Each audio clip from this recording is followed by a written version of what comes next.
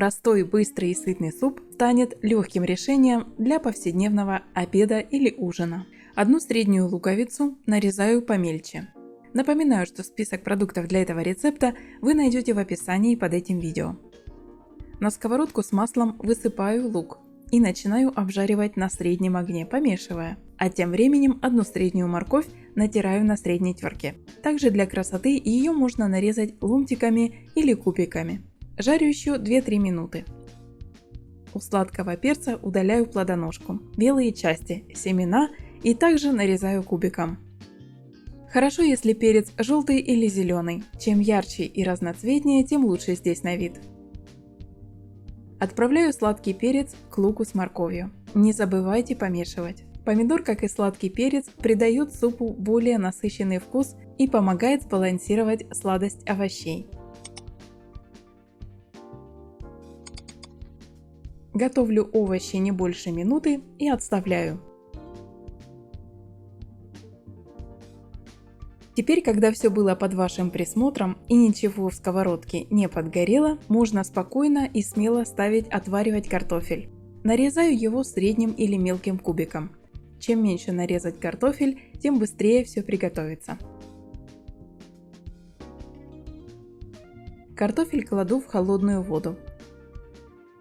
А пока рис нужно промыть до прозрачной воды. Форма и сорт риса в этом супе не имеет значения. Подойдет любой.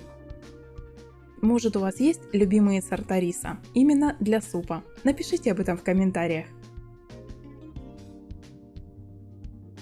В картофель кладу соль, промытый рис и через 3-5 минут пассировку. Подписывайтесь на канал, ставьте лайк после просмотра видео, и тогда больше людей смогут увидеть этот замечательный простой рецепт супа на каждый день.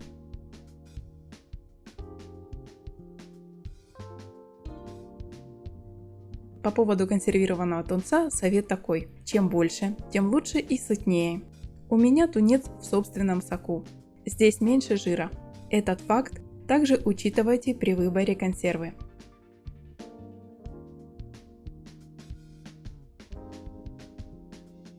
Консервированная кукуруза, тунец,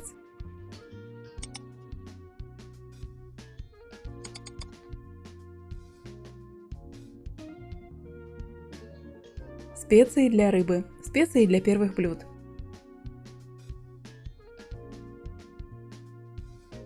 зеленый лук и петрушка в самом конце. Картофелю и этому сорту риса нужно примерно 15 минут, чтобы свариться.